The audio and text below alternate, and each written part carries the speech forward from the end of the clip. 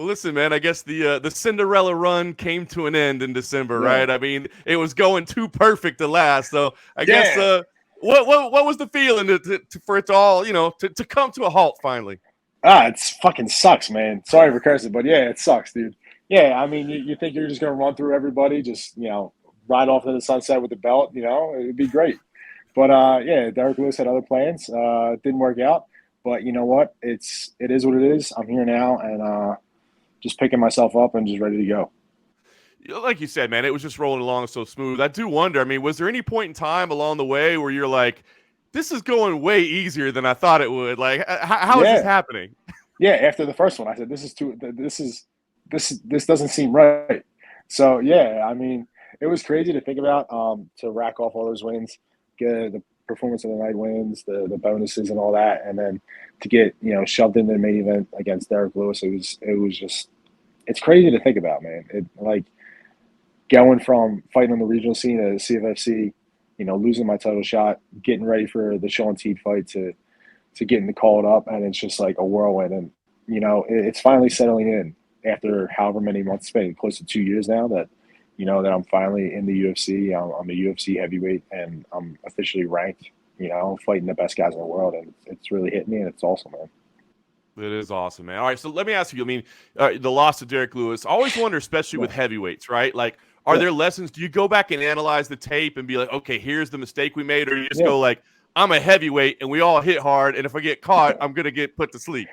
No, no, yeah. There's definitely bits and pieces of both of them. There's tactical errors that I made, mistakes that I made, things that Derek Lewis did extremely well, things that he did that I would have done if I was Derek Lewis and fighting me.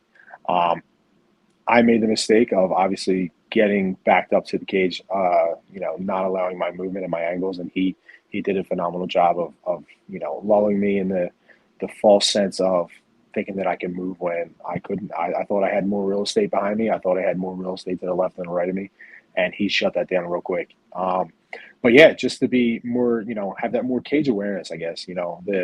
The octagon size. He's undefeated in the Apex for a reason.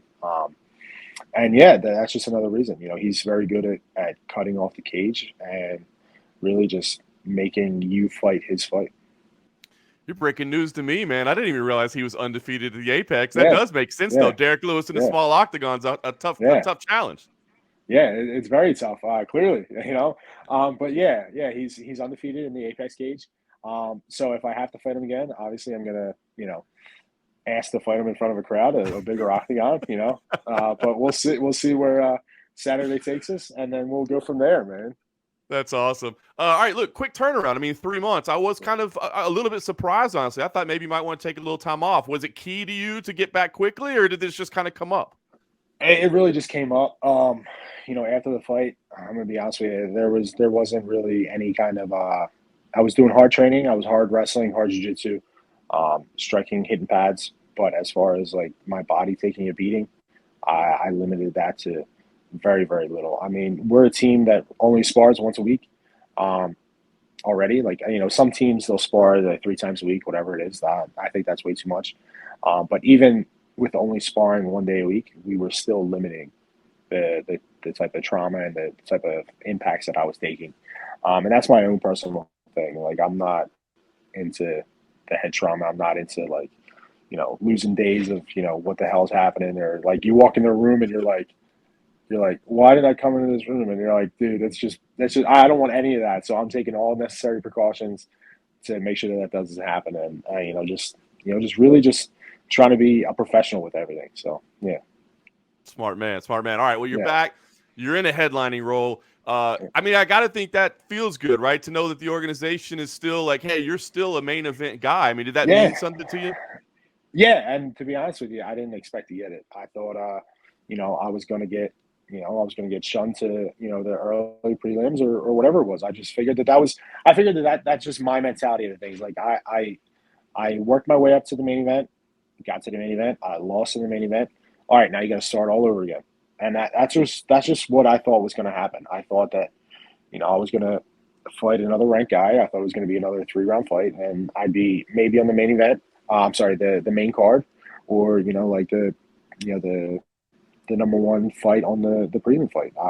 I just didn't know. My mentality from where I come from and how I grew up, you have to earn things, and yeah, I didn't expect to get this gift, so I'm fully gracious for it and accepting of it, and I really hope that I can go out there and really prove to the UFC and the fans as to why they gave me back-to-back main events. That's awesome. Well, in my humble opinion, you did earn it, Chris. You made your way here, man. Well, One thank you, setback doesn't thank ruin you, it man. all, man. So Yeah, let me thank you, ask you, man. the matchup with Curtis Blaydes, obviously one of the toughest outs in the division, right? I mean, he's been up there Yeah, for a while. But I do yeah. wonder, is it also, while a tough matchup, a preferable stylistic matchup for you? It seems like a kind of guy that maybe it does play into your game a little bit.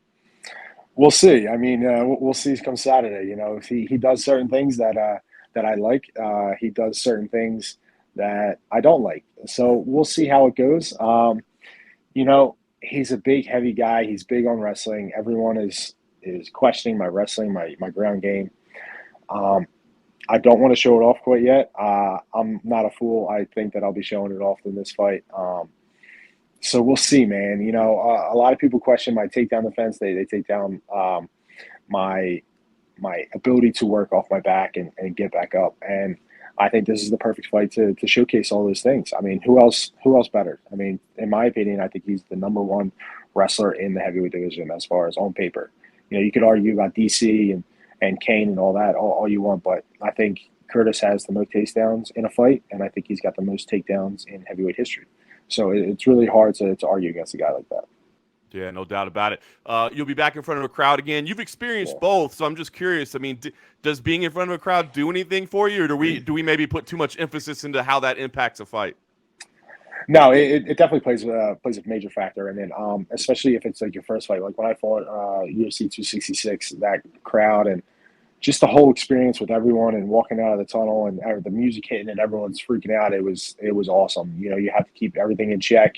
You have to keep your nerves in check because your adrenaline's pumping. You don't want to do it, and then you got to wait for your opponent to walk out. So that's like another 5 minutes, and it's just crazy. But the greatest feeling is when the ref pulls you off, the ref stops the fight, and everyone's freaking out, and you get to do all the crazy shit and talk shit in the camera and all that. So yeah, that's really cool. But dude, like even just hearing your corner, like hearing certain things, because in the Apex I can hear my corner, I can hear his corner, I can hear the guy who sneezed 3 rows back. Like you can hear everything. And to go from that to a full crowd it's crazy, because then you're hearing the crowd, you're hearing the noises, and then you're picking up on certain words or like certain sentences that your cornerman is saying. So it's definitely an adjustment for people who haven't experienced it, but that's good. No doubt. All right, the stakes of this fight. Obviously, I mean, every fight is a big fight, but look, Yeah. we hear there's probably going to be an interim title in play. I mean, are Mhm. you letting yourself, entertain the idea that at all that, hey, I beat Curtis Blaydes, maybe I'm right there in the Yeah, discussion? yeah, it's definitely fun to entertain the idea of you get through a guy like Curtis Blaydes, you're right at the top. Look what Ty did. Ty beat Derek Lewis. He's in number 3. He's calling for there's rumors floating on Twitter about him versus Stipe. Tom last week did phenomenal against Volkov. He called for the Ty fight. So there's really, there's tons of possibilities. I mean, you could really line up anybody, but I get through Curtis. Me and Stipe will fight.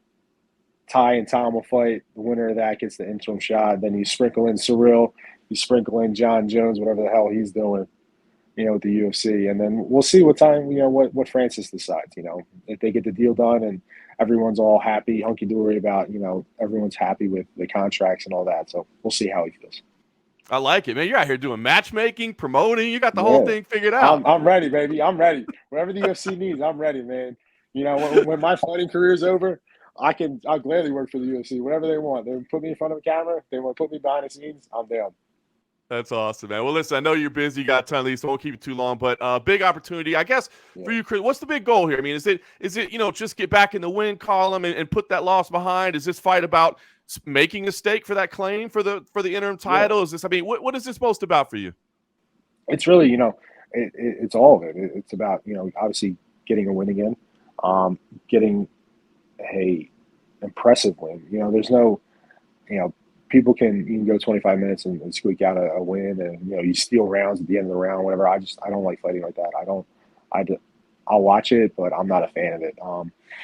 I think that, you have to go out there and beat the guy. You have to go out there and make it decisive. And I think that I have the skill set to beat Curtis. And I think I have the skill set to do it emphatically. And really, if I do that and able to stop that guy, there's really two people on his resume who've only done that to him, and that's Derek Lewis and Francis. And that puts me in a small company and a company of great men and great athletes. And I think that it'll be really good to have my name up there with those guys, especially going forward with my career.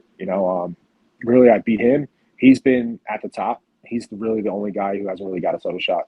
In the past 3 years, 4 years. So he's that guy who you beat that guy, you're pretty much right there. And once I beat him on Saturday, we can have this conversation again on Sunday or Monday, and I'll be telling you, I'll call out Francis right then and there. It don't matter to me, no, man. It don't matter to me. I love it. Well, Chris, apologize I couldn't make the trip, but thanks for taking the time. Best of luck. Obviously, big fight, ESPN, big stakes. It's everybody tune in on Saturday. Yeah, man. I honestly can't wait. It's going to be super fun, and everyone tune in, and hopefully put on a great show and get another performance of the night bonus. You know what I mean? And not a fight of the night bonus either. Just a regular old knockout or submission, whatever. It doesn't matter to me.